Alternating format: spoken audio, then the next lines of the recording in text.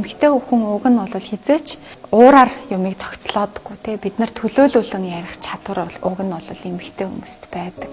Гэтэл өсөөгүй нөгөө өөрийн ч мэдлгүй ингээл уураар асуудлыг шийдэх гээл бас оролддог ийм төрөмгийн одоо эмэгтэйчүүд бас маш их болсон. Эцээцт амьдрал дээр уураар шийдвэрлэдэг нэг ширхэгч асуудал байхгүй штэ. Тийм ээ. Тэрний оронд хүний арга ивийг олох энэ одоо тарих гэдэг чинь өөрөө амьдралд маш их хэрэг болдог. Тэгэхээр бид нар одоо энэ сэргэлэн тарих, хүнтэй зөв харилцдаг хүүхдүүдийг л одоо бэлтгэх нь гэж байна. Хүчирхийллийг ярихын тулд бид нар эхлээд үндсэн шалтгааныг нь бас ойлгох хэрэгтэй. Хүчирхийллийг хэн үлдээд байгаа вэ гэвэл ерөөсөө хүн л үлдэж байгаа. Тэгэхээр бид нар хүний тухай л одоо ярих хэрэгтэй болно. Өнөөдрийн хүчирхийллийг ярихаасаа илүүтэйгээр 20 жилийн дараа манай ус хүчирхийлэлтэй байх уу? Хүчирхийлэхгүй одоо ард олон нь аз жаргалтай амар амгалан те нэгнтэйгээ харилцааныхаа учрыг олцсон ийм ард иргэдийг одоо бэлтгэх үү гэдгээ бид нар өнөөдөр ярьж явах хэрэгтэй. Хорвоо дээр ерөнхийдөө бол одоо хоёр хүүсийн л хүн биш те эрэгтэй эмэгтэй тийм ээ. Тэгэхээр энэ хоёр хүн нэг нэгнээсээ одоо маш ондоо харилцах арга барил нь ч гэсэн өөр байх хэрэгтэй. Гэтэл өнөөдөр бид нар харилцах арга барилаас мэдхгүйгээсээ болж нэгнийхээ одоо надаас их өөр шүү гэдэг энэ онцлогийг таньж мэдхгүйгээс болоод энэ харилцааны асуудлууд бас их гарч байгаа юм болов уу гэж. Тэгэхээр бид нар эрэгтэй хүүхдийг одоо жишээлбэл миний хүү чамаас эмэгтэй хүүхэд их өөр шүү. Эмэгтэй хүүхдтэй ингэж харилцал зүг болт юм а гэх тийм ээ.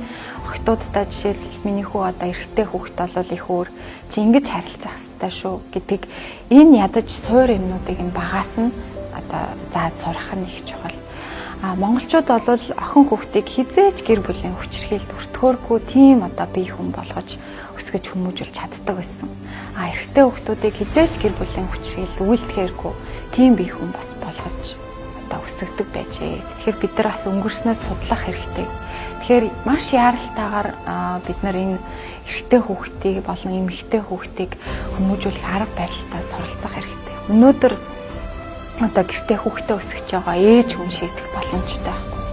Өнөөдөр хүүхдтэй үлгэрлэж байгаа аав хүн зөв өөрийнхөө одоо үлгэр дуурайлалаар энэ асуудлыг бол бас шийдэж бид нар их олон зүйлээс одоо урдчлан сэргийлэх юм боломжтой. Хин ч ихсэн аз жаргалтай сайхан гэр бүлд ингээд амьдрахыг хүсэж байгаа шүү дээ тийм ээ. Тэгэхээр эмэгтэй хүн ямар байх ёстой юм? Эрэгтэй хүн ямар юм? Энэ хүнтэй яаж харилцах ёстой юм бэ гэдгээ бид нар өнөөдөр мэдээд авчих боломжтой л ийм зүйл байхгүй. Тэгэхээр бид нар мэдгүйгээсээ л болж өнөөдөр ийм алдаанд хүрж байгаа. Монголчууд хизээ одоо хүчирхийлэхгүй ямар нэгэн гэмт хэрэггүй тэр сайхан нийгмийг бий болгож чадсан бэ гэхээр эмэгтэй хүнийг дээд зэрэгт одоо хайрлаж хүндэтгдэг тэр сэтгэхүй одоо үүссэн үед энэ нийгэм одоо энэ нийгмийг бид нар цогцлох боломжтой. Эмэгтэй хүний нэг зовлонгийн хашгираа нийгмийг бүхэлд нь цочроодог хэмжээнд бид нар аваачжээж өнөөдөр бас энэ хүчирхийлэхгүй нийгмийг ярина.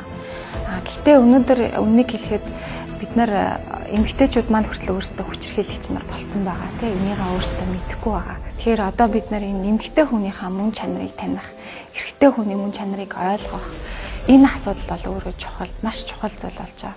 Бас эмэгтэй хүн байна гэдэг чинь урлаг юм аа. Маш их хайрыг бид нар бас өөрсдөндөө шингээсэн байх хэрэгтэй юм аа.